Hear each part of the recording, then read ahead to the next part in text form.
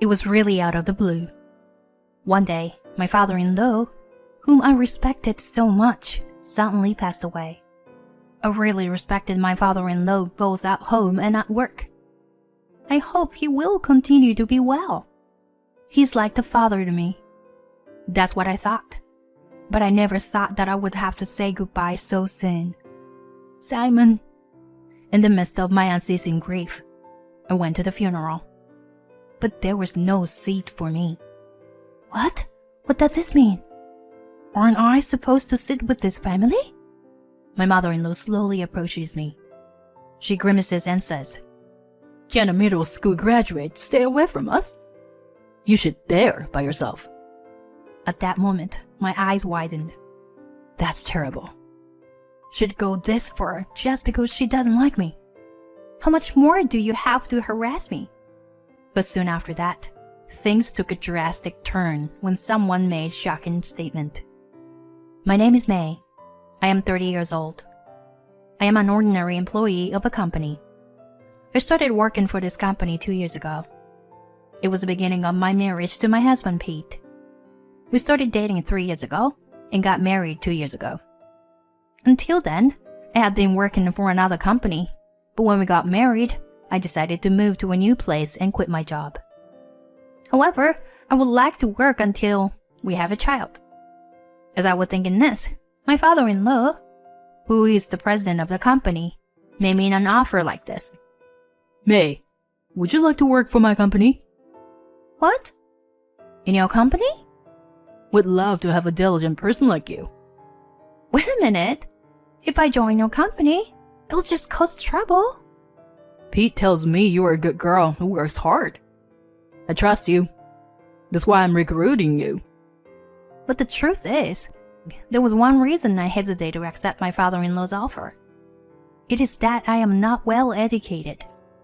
In a world where college graduates are the norm, I'm a junior high school graduate. It all started when my father passed away in the summer of my third year of junior high school. My mother, who had been a stay-at-home housewife until then, started work. But I guess she must have been reckless. She became physically unable to work full-time. Of course, I had a choice to go to high school with a scholarship. However, even if I had not taken a financial burden, my mother would still have to work to make ends meet. I do not want my mother to be overworked anymore. I just wanted her to rest her body. So I decided to work instead of going to high school. I talked with my homeroom teacher, who helped me to find a job. As a result, I got a job at a local factory after graduating from junior high school. There, I was hired as a clerk, and although it was not much, I was able to earn a certain amount of money every month. Money was needed endlessly to pay for my mother's hospital visits and living expenses. Although my salary was not enough to live a good life, I was still very happy to be able to live with my mother. Later, I met my husband Pete, and we started dating. My mother was hospitalized at that time, but when I told her that I was going to marry Pete, she was happy and cried. "I am happy for you. I've been feeling sorry for depending on you for a long time." "Stop it, Mom. You didn't do anything wrong." "I'm so sorry that I've been sick, that I've taken away your precious time. I'm so sorry. Be happy with Pete." "Mom." "Yes, thank you. Happy.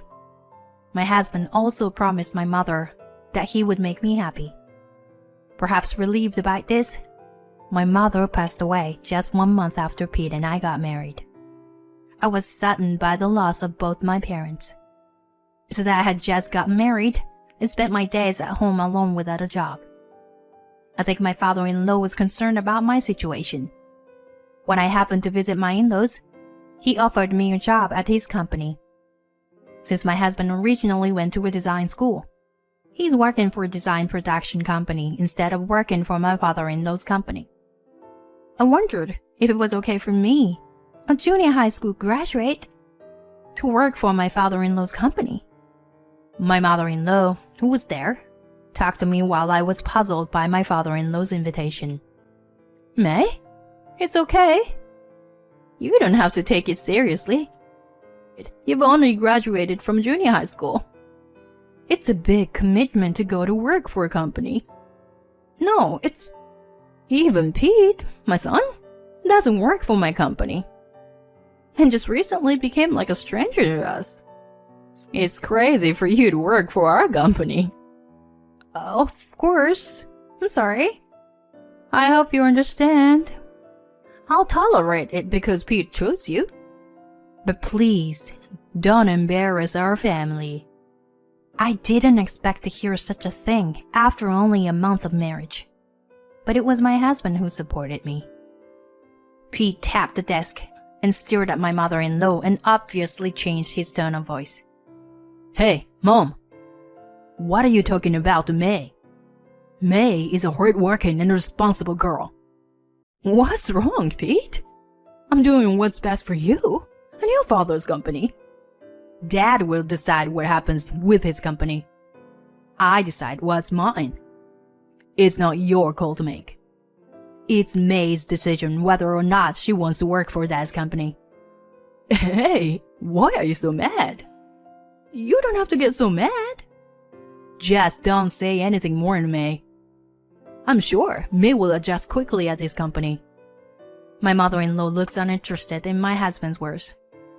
I was sorry for making the atmosphere heavy, but I was honestly glad that someone expects something from me like this.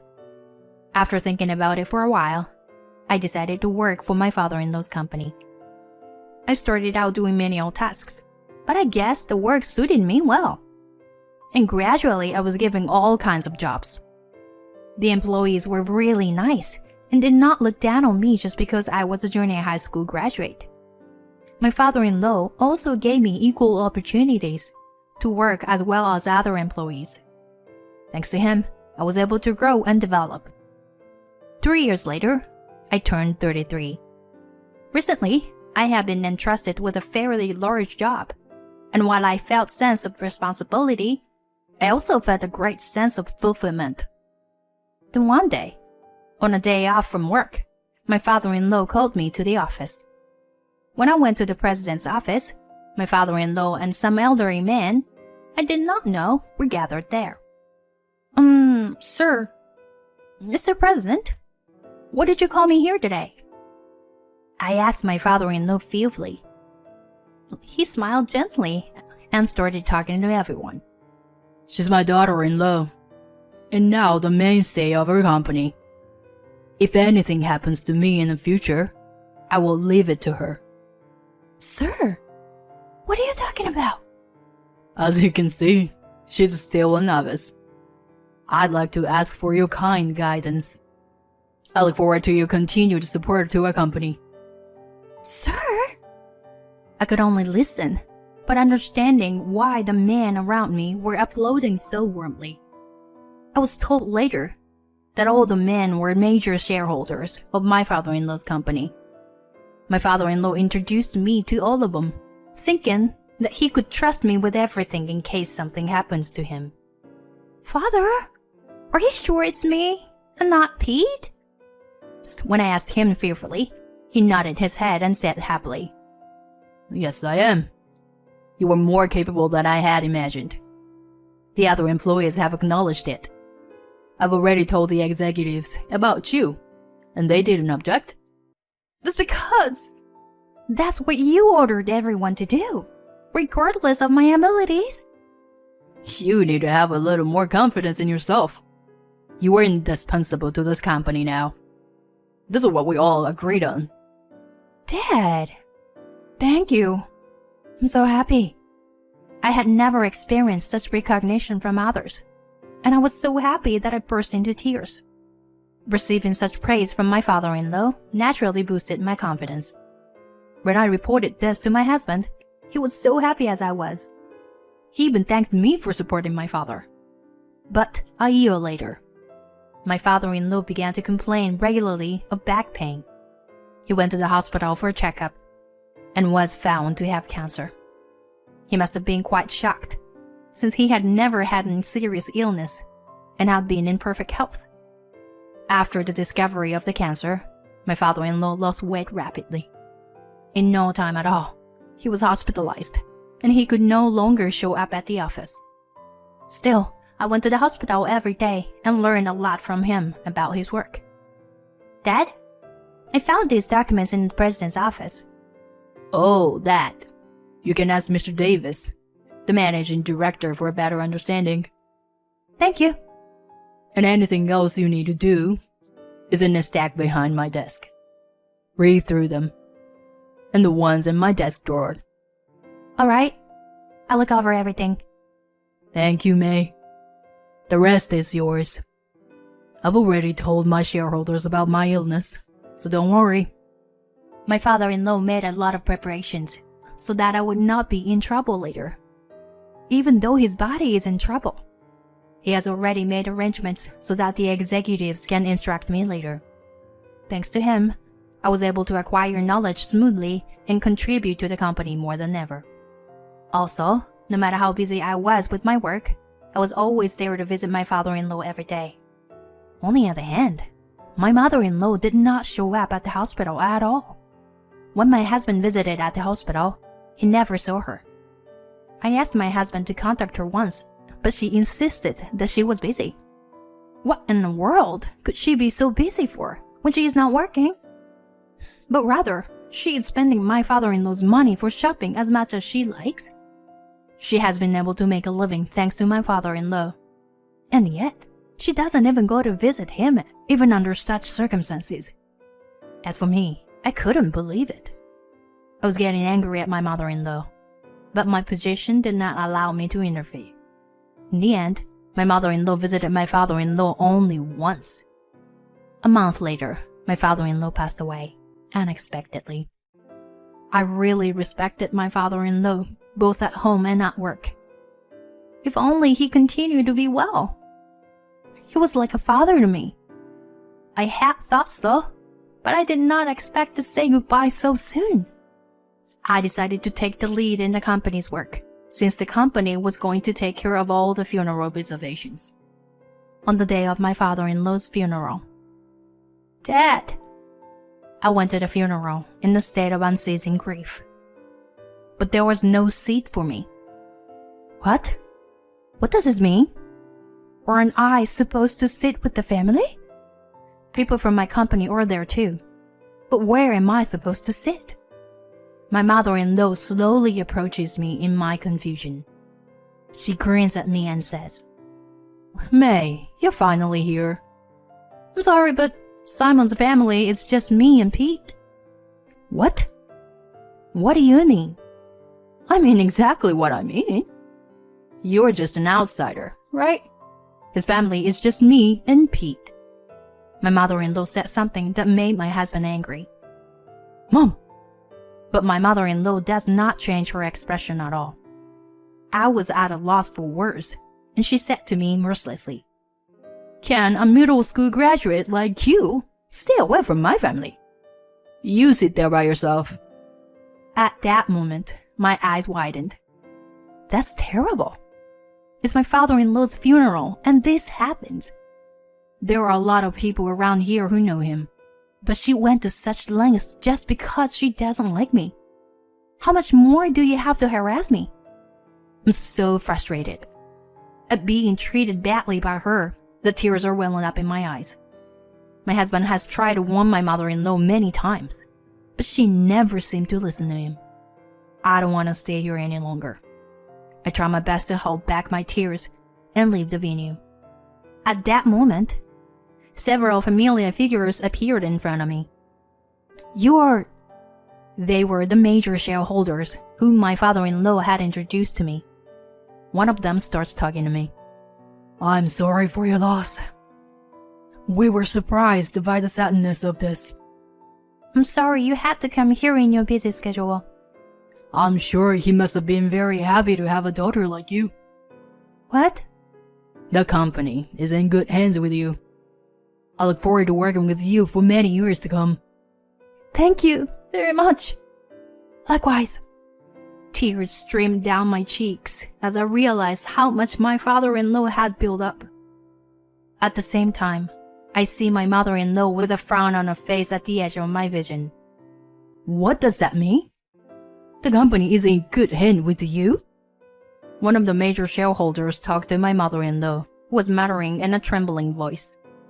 You're the president's wife, aren't you? You didn't know that. May is the successor. What the hell are you talking about? How can my husband give the company to her? Of course the employees and we agreed to it. No way. You're kidding. Why would you do that for this little...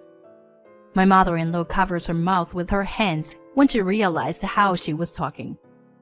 Seeing her like that, the shareholders seemed to have guessed something.